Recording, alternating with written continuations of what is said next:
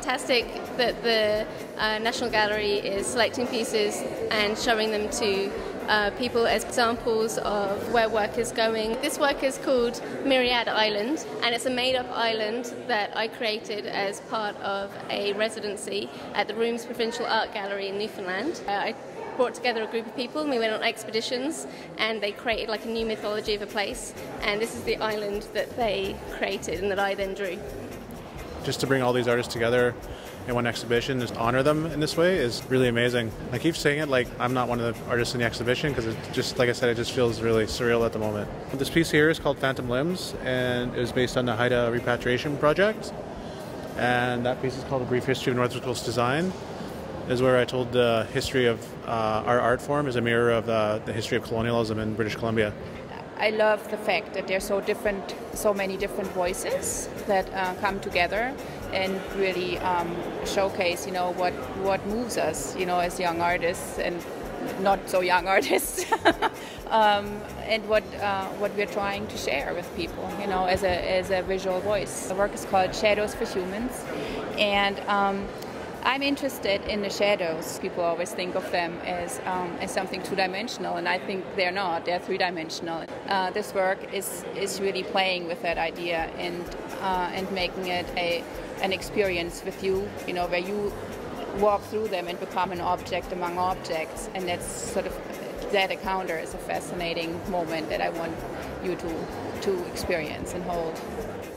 I feel very fortunate to be in the Biennale.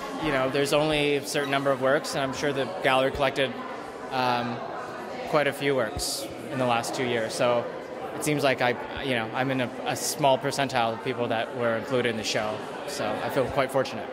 The work I made here is called The Unfortunates of Darcy Island. A very kind of narrative-driven piece about a Chinese Canadian leper colony off Vancouver Island. I'm very interested in that narrative and how it might parallel with socioeconomic spatial segregation in Vancouver especially. There's a history of that in BC, and the leper colony is the most extreme and kind of grotesque version of it, but I think now in modern day there's more subtle forms of that kind of socio-spatial segregation. Je suis vraiment très contente d'être dans cette exposition-là, que je trouve que c'est une belle exposition. C'est très bien commissarié. Et être dans la collection, c'est sûr que c'est une grande joie pour moi. J'avais déjà des pièces, maintenant il y en a d'autres qui s'ajoutent, des travaux plus récents. Les œuvres qui sont présentées dans l'exposition font partie d'une série qui s'appelle Underworlds. C'est un travail assez récent. J'ai fait des prises de vue dans le Mississippi et dans un cimetière de bateaux.